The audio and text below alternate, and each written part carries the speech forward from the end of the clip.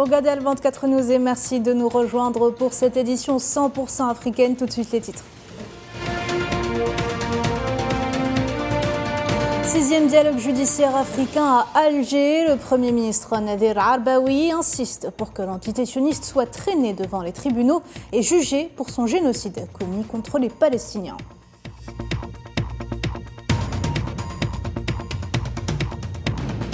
Le soutien à la cause palestinienne ne faiblit pas. Au Maroc, les manifestations contre la normalisation réprimées dans la ville de Meknès par le Merzen.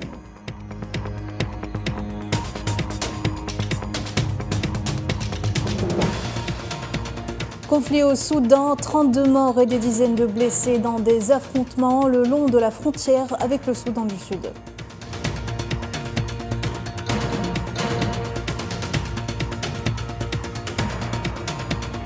Et enfin au Tchad, de retour d'exil, l'opposant à succès Masra tient son premier meeting dans la capitale et prône la réconciliation.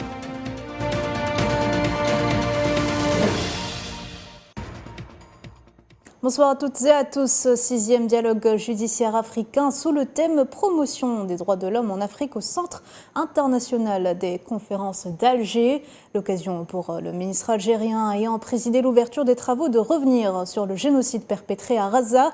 Nadir Arbaoui a insisté sur le fait que l'entité sioniste doit être traînée devant les tribunaux et jugée pour ses crimes de guerre et son génocide perpétré contre les Palestiniens.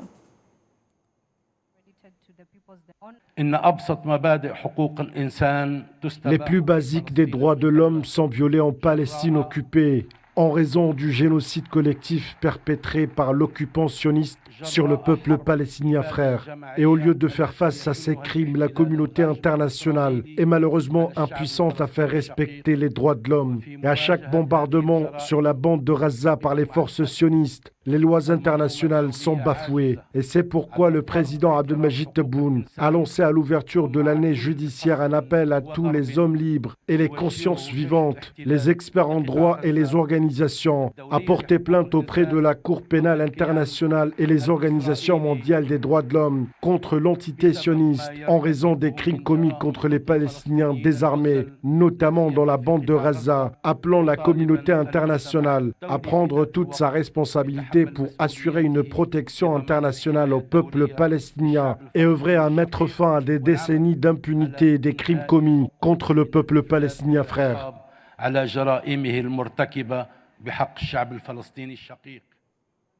Le chef du gouvernement algérien s'est d'ailleurs exprimé sur le volet sahraoui, soulignant que le peuple du Sahara occidental est un peuple qui attend de disposer de son droit à l'autodétermination depuis 5 décennies. Regardez. إن حقوق الإنسان تشمل كذلك حق الشعوب في تقرير مصيرها. Les droits humains englobent aussi le droit des peuples à l'autodétermination, un droit non négociable reconnu à l'unanimité par la communauté internationale à travers toutes ces résolutions internationales. Ce principe fondamental à l'autodétermination a permis à plusieurs pays de jouir de leur indépendance, de leur liberté et de leur dignité.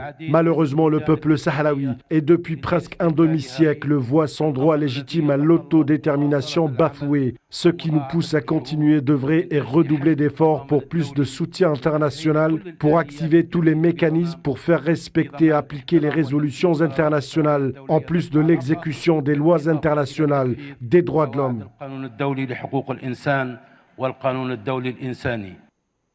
Toujours dans le même contexte, Nadir Arbaoui est revenu sur la complexité de la situation sécuritaire au Sahel, déclarant qu'elle est si instable qu'il faudra œuvrer pour un meilleur développement afin d'asseoir la sécurité et la stabilité. C'est justement l'approche adoptée par l'Algérie.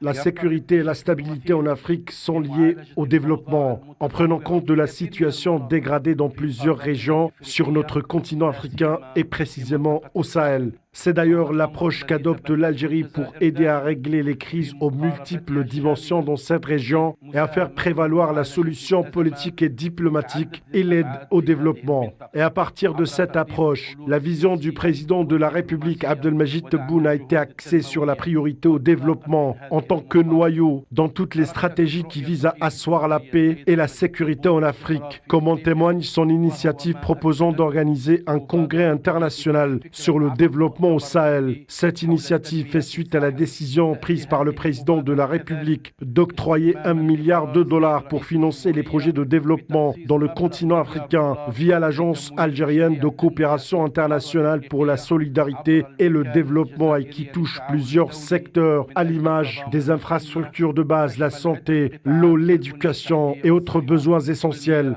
pour le citoyen.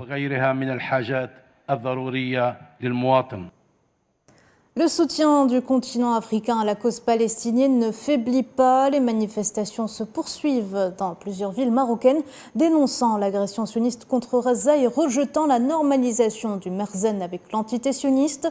Les manifestants ont scandé des slogans réclamant la fin du génocide à Gaza et dénonçant les bombardements d'hôpitaux et d'écoles. Des manifestations qui ont été réprimées dimanche soir dans la ville de Meknès par les services de sécurité marocains.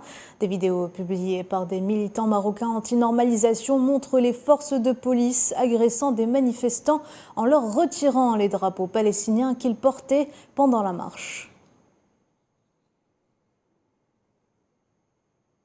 Pour l'ancien Premier ministre marocain Abdelilah Ben Kiran, le Maroc a commis une grave erreur en normalisant ses relations avec l'entité sioniste. Je vous propose de l'écouter.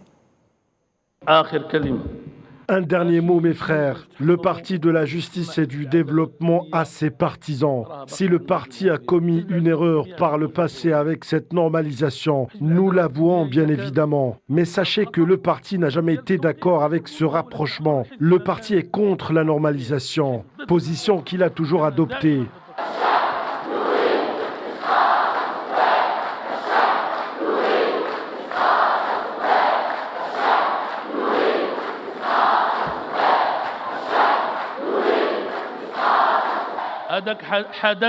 Ce qui s'est passé, l'histoire le retiendra. Le parti a ses habitudes, c'est dans ses gènes. Ce n'est pas nous qui détestons les Juifs, c'est eux qui nous détestent.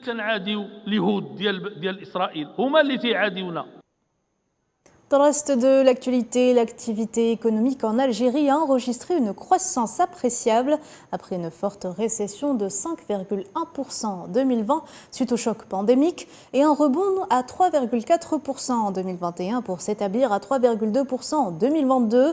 Une performance reflétant une dynamique de l'activité économique dont les moteurs différents de ceux de l'année précédente.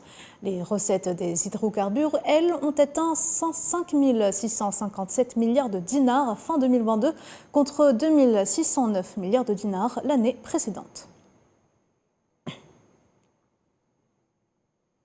Conflit au Soudan, au moins 32 personnes ont été tuées et 27 autres blessées dimanche dans des affrontements meurtriers le long de la frontière entre le Soudan du Sud et la zone administrative d'Abyei.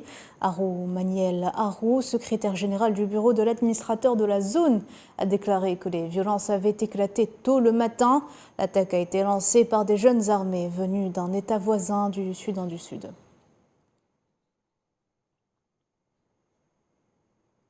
Au Burkina Faso, une dizaine de terroristes ont été neutralisés à l'est du pays par l'armée burkinabé alors qu'ils venaient de détourner un camion plein de vivres.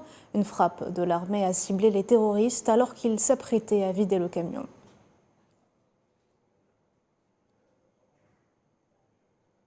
Au moins 7 personnes ont été tuées et 11 blessées dans des échanges de tirs dans le Nord Kivu, à l'est de la République démocratique du Congo, où des combats opposaient par ailleurs dimanche l'armée à des rebelles du M23. Les circonstances de la fusillade sont pour l'heure toujours confuses. Présidentielle en RDC, Augustin Matata Ponyo jette l'éponge. L'ancien Premier ministre de la République démocratique du Congo et un des candidats de l'opposition à la présidentielle du 20 décembre a annoncé dimanche soir son désistement en faveur de Moïse Katumbi. Cette annonce fait suite aux discussions qui se sont tenues du 13 au 17 novembre dernier en Afrique du Sud entre des émissaires de 5 candidats de l'opposition. Au total, 26 candidatures ont été enregistrées pour la présidentielle, élection à un seul tour, couplée à des législatives provinciales et municipales. On en parlait tout à l'heure en titre au Tchad, l'opposant succès Masra, rentré d'exil à N'Djamena le 3 novembre dernier après la signature d'un accord de réconciliation à Kinshasa avec le gouvernement, a tenu son premier meeting dimanche dans la capitale. Au balcon de l'Espoir, siège de son parti, les Transformateurs, il s'est exprimé devant des milliers de militants à un mois du référendum constitutionnel prônant la réconciliation. Regardez.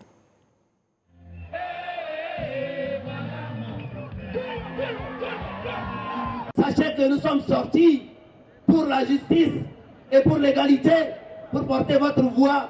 Et nous sommes rentrés aujourd'hui avec cette même conviction et cette même détermination pour nous battre afin que la justice et l'égalité deviennent la réalité dans ce pays qui est le nôtre. À partir d'aujourd'hui, nos portes sont ouvertes, nos cœurs sont ouverts. Je voudrais que vous ouvriez les vôtres aussi pour poursuivre dans le dialogue, de sorte que cette transition qui a pris son décollage en avril 2021, qui a connu une zone de turbulence extrême en 2022, notamment le 20 octobre, puisse atterrir en 2024 à l'aéroport de la démocratie où, pour la première fois, les Tchadiens choisiront de manière inclusive et librement leurs dirigeants. Allez, on va parler environnement à présent. Les négociations internationales contre la prolifération des déchets plastiques ont pris fin dimanche au Kenya sur fond de désaccords sur l'ampleur du traité et la frustration d'ONG de défense de l'environnement face au manque d'avancées concrètes.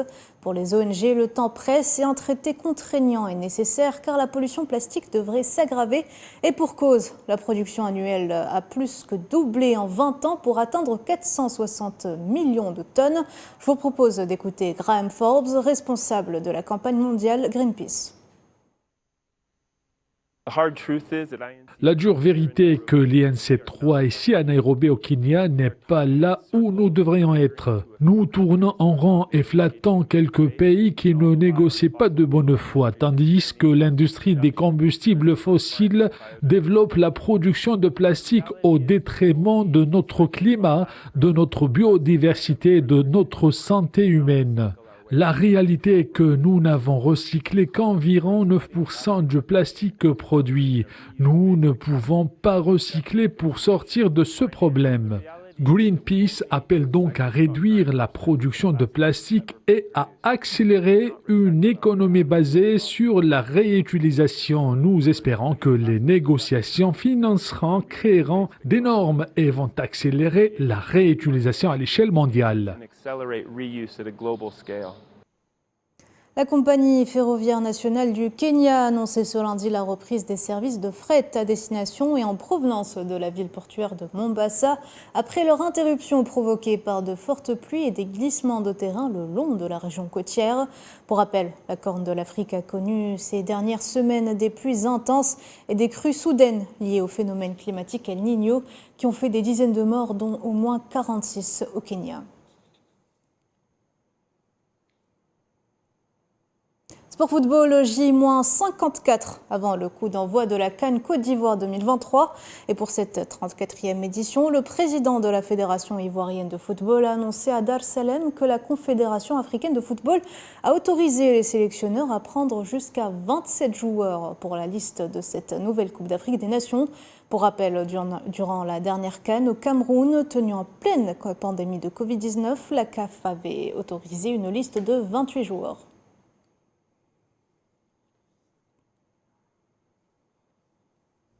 Voilà, on arrive à la fin de ce journal. Merci de l'avoir suivi. Vous pouvez revoir ce programme sur nos réseaux sociaux ou en scannant le QR code qui s'affiche en bas de votre écran. L'actualité continue sur Al24 News. Au revoir.